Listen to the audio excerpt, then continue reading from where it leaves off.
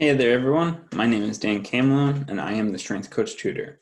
Today, we're going to give you an introduction to anatomy, and my goal for this is to provide some context in which how anatomy is taught, how it's referenced, how the context it's given in, and I think that giving some background information, some different details that you may not be originally used to, I think this will help you guys out a lot in terms of how to really give a frame of reference when you're trying to learn anatomy. So here we go. So anatomy, what to know as a strength and conditioning coach and the minimum that you need to know. So key point right there, and that's why I have minimum underlined. This is the absolute minimum that you need to know. First thing I have listed there that you should know is the major bones of the human skeleton. And I have there listed the femur, the tibia, the humerus, and the scapula, just to name a few. Those are the absolute basics. Knowing the major bones of the body are the absolute basic. On each bone in the human body, there's a dozen or more of various landmarks and prominences and tuberosities and so forth. And these are important because this is where our muscles are going to originate and insert on. And so it's really important if we know the starting and end points of these muscles. That's huge for us in terms of our understanding of how anatomy works. But for the most part, in terms of really understanding the joints and what bones are moving and not moving and so forth during exercise and weightlifting and so forth, the absolute minimum is knowing the names of the major bones throughout the human body. Next point is every joint in their respective movements. So knowing each joint, so for example, I have the knee joint here, which is technically known as the tibiofemoral joint. The actions that we see at the knee joint are flexion and extension. So whether it's the shoulder, whether it's the hip, it's the back, the scapulothoracic joint, any of it, you need to know every action that's occurring at each of those joints. And for a good explanation of all this, you can go to my kinesiology and anatomy mapping on my Google Classroom that you can find more information on, thestrengthcoachtutor.com. Next, we have the primary muscles and their origin, insertion, and actions. So definitely, absolutely know all the major muscles and their actions. And it's super important to also know their origins and insertions. And we'll go over these a little bit more in detail as we go on. So for example, if I take the rectus femoris muscle, which is one of our quadricep muscles, it originates on the anterior superior iliac spine, then inserts on the tibial tuberosity via the patellar tendon, and its action is to flex the hip and extend the knee. So bones and joints, why knowing your bones matters. So joints are the articulation, or some like to say interaction or relationship between two bones. And in most cases, the technical name for a joint is a combination of the two bones that form that joint. So the example I give here is our shoulder joint. The anatomical name or anatomical term, if you will, for our shoulder joint is the glenohumeral joint, okay?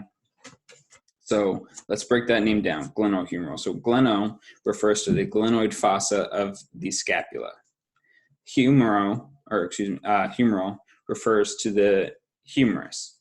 So putting that together, that's glenohumeral, right? And so that's what's really forming our shoulder joint is it's that humeral head on the humerus sitting on that glenoid fossa of the scapula. That articulation between two bones is what's forming our shoulder joint.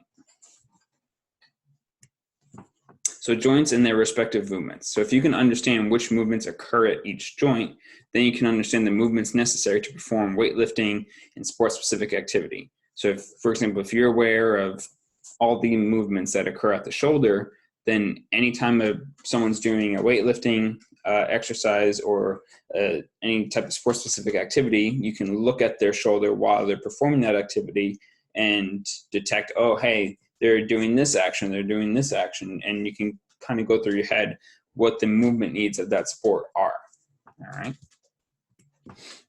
So muscle origins and insertions, why are they relevant?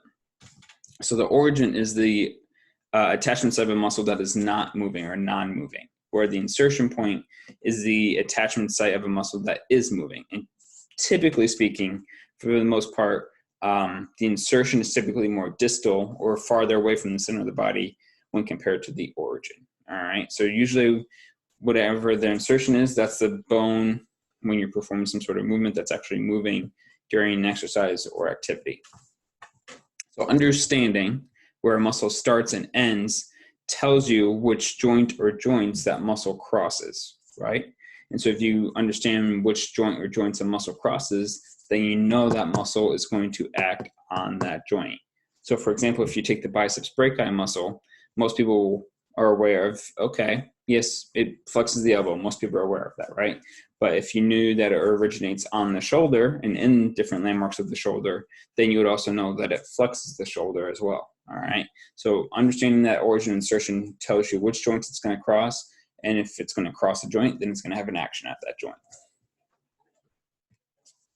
All right, so providing some context in terms of muscle actions. So when we discuss a muscle's action, it is in the context of a concentric muscle action. So for example, when we talk about the biceps brachii, we always think of it in terms of us being able to do elbow flexion, right? So that's when my arm is completely straight by my side, and then I curl or flex my forearm upwards so that way it gets closer to my upper arm, right? And so that's usually the frame of reference when we talk about a muscle's action. It's always in the concentric context.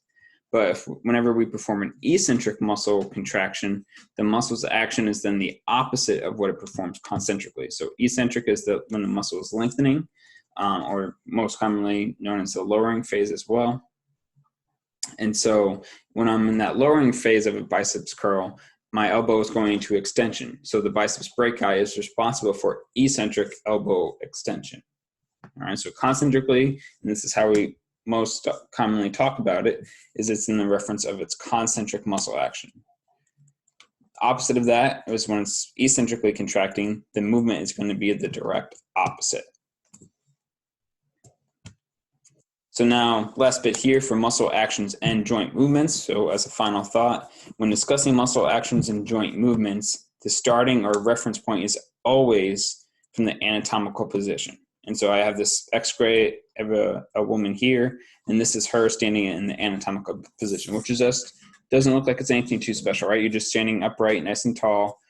Nothing's moved. Everything is, there's no joint movement at all. There's no change in position. This is all a resting position.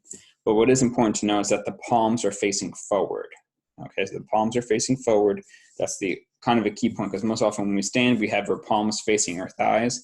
But in this case, the palms are facing forward. That's a key difference there. All right, so again, that's a quick introduction for anatomy, and just to help, again, give you guys some context on how anatomy is typically taught, and to hopefully bridge some gaps for you, if you will. If you guys want any more information, feel free to send me a DM or check out my social media pages at The Strength Coach Tutor. You can also go to thestrengthcoachtutor.com for any more information and for some of my services. Thanks.